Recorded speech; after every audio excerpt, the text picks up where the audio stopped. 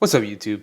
My name is Rob Guillory, and this is my YouTube channel. If you've never been here before, the purpose of this channel is to encourage, inspire, and give insight into what can be sort of a crazy-making industry. Of course, I am talking about the comic book industry. So this week, if you are a writer by any chance, this is going to be your week because this is a deep dive week into one of my favorite topics, which is building characters. So a couple weeks ago in episode 6, I did an episode talking about just kind of how I took an idea from an idea seed to a finished pitch.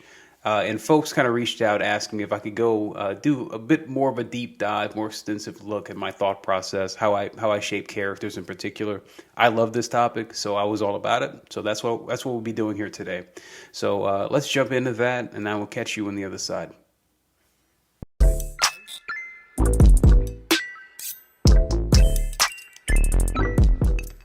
All right, so a couple of weeks ago, I spent some time giving sort of a Cliff Notes version of my basic story building process. And I mentioned that if anyone was interested in seeing a longer version of this, I'd be happy to do it.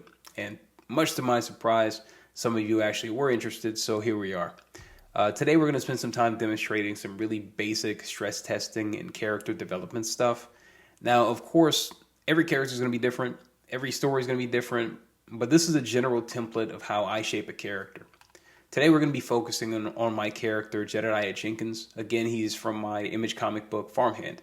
So as I said before, the starting point for that character was a really simple idea. An organic farmer who grows human organs. And if you remember episode 6, I mentioned that the next step to developing the seed of an idea is to tell yourself the story. And for me, that means, at least at first, I need to start asking myself some questions. So looking at the core premise of the character, the farmer who grows human organs, the first question on my list is, 1, what kind of guy would grow human organs? And right away, there's at least a couple options that pop into my mind. He's either going to be a brilliant scientist who created this crazy plant slash human organ technology, or he's just going to be some poor schlub who stumbles into this crazy technology and makes a complete mess. Right away, there's going to be a clear favorite in my mind. Option A, the brilliant scientist, might be plausible, but it doesn't sound very interesting to me. I've seen this movie before. That's Jurassic Park. That's Frankenstein. Those are great stories, great movies. But in my mind, the option that sounds way more interesting and fun is going to be option B. He's just some average person. Maybe even below average, who just stumbles on the great power. So right away, my mind is rolling. I'm filled with possibilities right off the bat. I'm thinking about all the ways that this fundamentally flawed human could screw up this kind of power, which automatically triggers the next question. How does this character handle true power? Right away, I've subconsciously decided the most interesting path is to have this farmer completely misuse his power. Some people might think that's cliche. That's totally fine. Personally, I think it's the most obviously true thing that would happen. Humans almost never wield power well. Even if it begins well, it almost always ends badly. So the clear answer for me, and the most fun answer, is he misuses it. He uses the power to grow life, but also to enrich himself. He gives himself a massive God complex, and again, this is all because people given godlike power tend to lose themselves in that power. So side note right away, you might be noticing how much of this process is relying on some understanding of basic human psychology. We all know people. We all are people. And as a writer, you need to bring all that experience you have of people, how they are, how they act, how they behave and think, and you need to channel that into the characters that you write. Because the thing is, no matter how fantastical your characters are, they still have to reflect real human behavior. If the characters don't have a basic human foundation, your audience is just they're not going to connect with them, and you're going to lose the reader. But back to Jedediah. So he misuses the power that he has, which immediately brings me to the third question. What does his misuse of this power tell us about him? Right away, I started getting a picture of a character who had an axe to grind. A character who'd been looked down upon, and mistreated, who had never felt special a day in his life. A character like that would be sort of a ticking time bomb.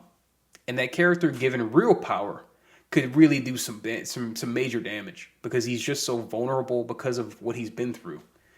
And what I liked about this particular angle was it did two things at once. It made him both culpable, he was responsible for what he was doing, but it also made him sympathetic. He wasn't some two-dimensional comic book villain. He was just a guy, just like every other person. He'd been abused and ridiculed, and that pain influenced what he became. He's an everyman character. He's a little microcosm of every human being who's ever lived. And that's good stuff. That's pretty rich soil to grow a character from. So question 3 starts painting into the history of the character. And it's all still really rough, but there's a farm starting to take focus, which feeds right into question 4. What's the character's family like? And this to me is honestly the most important question. Every person is at least in part a product of their lineage, their parents, their grandparents, even the general stigma or reputation that surrounds a family name can have major repercussions on a person. So for Jedediah, I've already started piecing together he didn't have the best family of origin, and growing up as a farm kid, maybe he grew up around generally rough, maybe even abusive family members. And then I turned my attention to the question, this question in Jedediah's own family. His children, what were they like? What was his relationship with them like? What's it like being the child of a fundamentally flawed guy with a God complex who also happens to grow human organs? And right away, I started looking at Jed's psychology all over again. If he's that innately flawed from childhood wounds, and his means of compensating for his insecurity is growing these organs, the chances are pretty good he's probably not the greatest father himself. So it became clear to me that he was a guy whose work life was glossy and impressive, but his personal life was incredibly dysfunctional. So basically, he's a hypocrite. And again, this is really good soil for a character, because typically the more broken a character is, the more intriguing he will be to the audience, and the more fun he will be for you to write.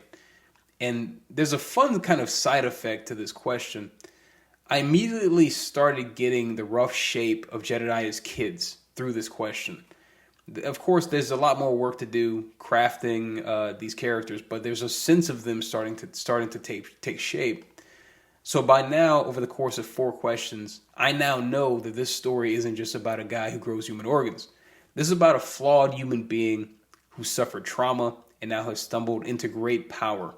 He uses that power as a mask to cover his own insecurities. He builds fame and a reputation with this power, but all the while, his world in private is crumbling. And the invention he's used to enrich himself is actually going to lead to his eventual downfall. Now, of course, there were way more details to discover before this character became the Jedediah Jenkins character that appears in the comic. But, some of them came early, and some details were discovered on the fly as I wrote the series, and new ideas emerged. But this is the general shape of it. And here's the last note that I felt might be an interesting insight, if possibly somewhat controversial. At some point in the character development process, I started trying to picture what Jedediah looked like, because of course I always knew I'd be drawing him, so his look would be critical. And to be honest, when I thought of this simple farmer character, the first thing that popped into my mind, honestly, was this old McDonald kind of stereotype. He's an old white guy with blue overalls, a straw hat, green tractor, and a big red barn behind him. This is the farmer that we've all been shown our entire lives in America, in children's books, TV shows, movies, whatever. And to be honest, it just didn't feel right to me. Again, because I'd seen it so many times before. But then I had a crazy thought. What if he's black? Now, full transparency, when I'm designing what a character looks like, I'm always looking at aesthetics.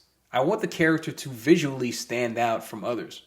I never really make these kind of decisions based on politics or quotas or anything like that. my goal is always really simple. And the question I ask myself is, have I seen a character like this before? And I had never seen anything like this before. I'd never seen a black farmer as a central character in a sci-fi horror story. So I leaned into it because I thought it was a purely original idea that would look different than anything else I'd ever seen. And the thing is, honestly, I'd never met any black farmers before, and I actually knew very little about black farmers when I started this book. So that's where the research came in. And the more I dug in, the more I was just blown away. What I learned was there was this really rich history, this legacy of black American farmers acquiring land in a traditionally, white vocation. And I learned about all their struggle and the strength that it took for them to not just work the land, but to keep their land.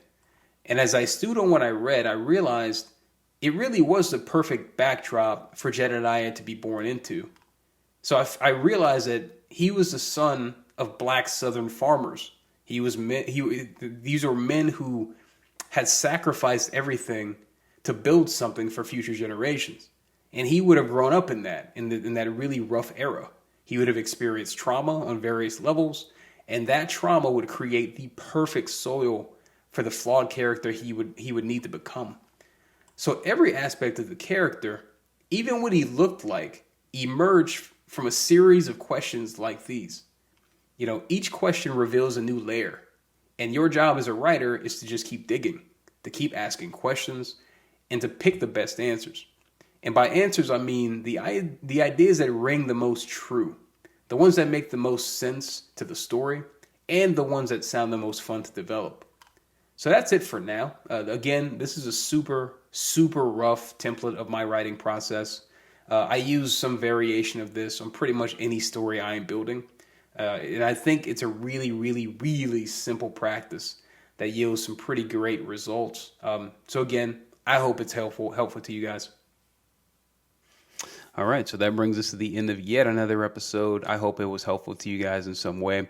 As always, clearly my process is really, really simple. A lot of my process is a conversation I'm having with myself, trying to suss through, what characters do I find interesting?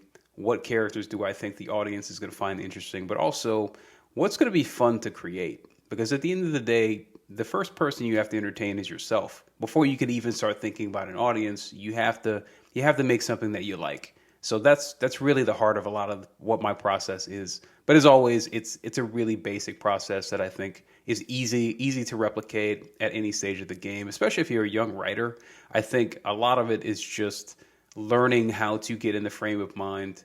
What do I like? What would I like to see on the page? And what do I think other people are going to like? That's really the key to everything. So that's it for this week, guys. I'll see you guys next week. Next week, I'll be working on some commissions. I just took a big list, so I got to get through those before it drives me nuts. So that's it for now. I'll catch you guys next week. I hope you have a good one. Bye.